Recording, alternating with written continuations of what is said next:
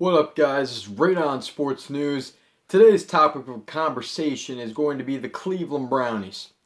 And really, the Browns have been making a lot of news, whether it's been draft picks or everybody they picked up in free agency. And their most recent, really just way into the headlines, is that they're going to be on HBO's Hard Knocks. And that's just a TV show where they take in the training camp of an NFL team and they just show you how it runs. It's mostly a bunch of drama. It's just built up. It's a football show just for people to watch, really, and just to get a look inside training camp. And they picked the Cleveland Browns this year, and just an extremely stupid comment by Stephen A. Smith. I'm sure you've heard of him. He's an ESPN analyst.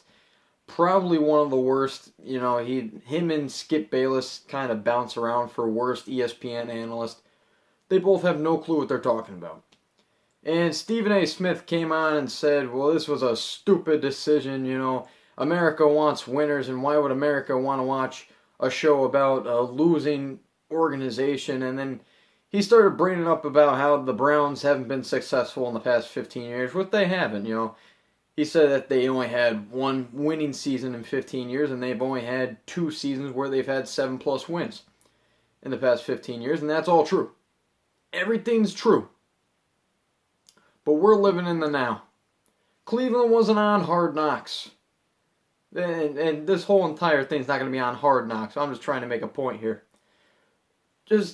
Cleveland wasn't on Hard Knocks. And everybody keeps on playing off the Browns as if they're not going to be a good team this year.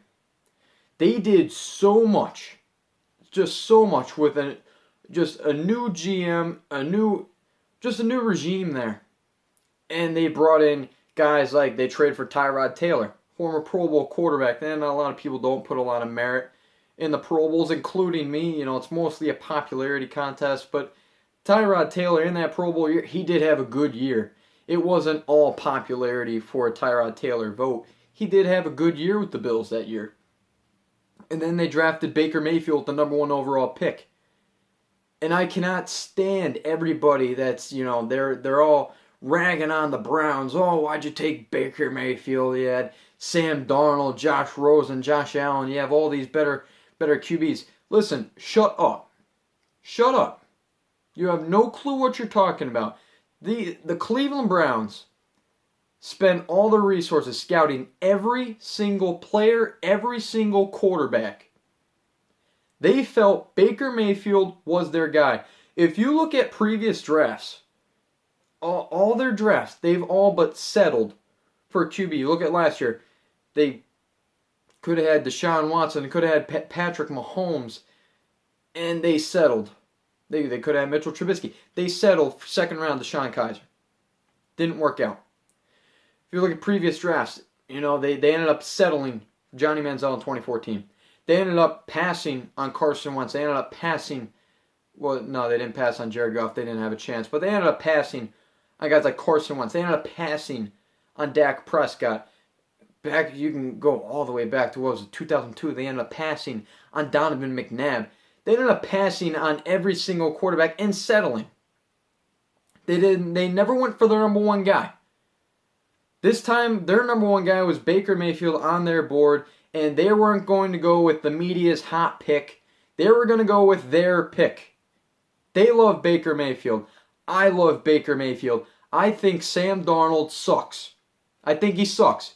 If you look at a game like Washington State, if you look at a game like Ohio State, NFL pro-style defenses in college football, he did nothing.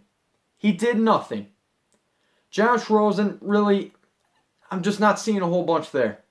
He's got talent. He's got a good arm. Maybe he'll find out the Arizona Cardinals. He can sit behind Bradford for a little bit. He's got some talent behind him with DJ and everybody. I actually like that place. He might do something there, but as of right now, he's not a starting quarterback. And we don't know with his attitude issues. We don't know is football the first priority for him. We don't know. That's why the Browns wanted to pass on him. Josh Allen, I think he was the best quarterback in this year's draft, and I will stand by that. But the Browns wanted Baker Mayfield. I'm not going to rag on the Browns because they didn't take who I thought was the number 1 quarterback. They thought that Baker Mayfield was their number one option, and they took him. Plain as day. No need to question it. They feel that he's the best. I think he's very good. He fits that Cleveland, just that whole entire Cleveland state of mind. That underdog. This guy's a former walk-on, I believe, twice in his career. This guy is super good. He's flashy. He's got that attitude. It's got that good attitude, not that Josh Rosen crap. He's got the good attitude. He's got fight. He's an underdog.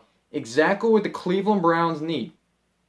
And going back to Stephen A's comment about, well, America only wants winners. I believe the American story that everybody falls in love with is like that Rocky story. I don't know if you guys ever seen the movie Rocky, but that underdog story. That's what America loves. And the Cleveland Browns, they come out this year. This is going to be an underdog story, and everybody's going to want to watch that in training camp. That's why HBO went with Cleveland Browns as Hard Knocks. I absolutely love it. I might even watch it. You never know. And just to add on to more things to watch for in Browns training camp, you got Jarvis Landry. You got Josh Gordon. Can Corey Coleman pick it back up? You got David Njoku. You got, a couple pieces on offensive line. But then you look at defense. And boy, the 4th overall pick, Denzel Ward. Guy's a beast. Absolute beast. You still have Jabril Peppers. You have Myles Garrett.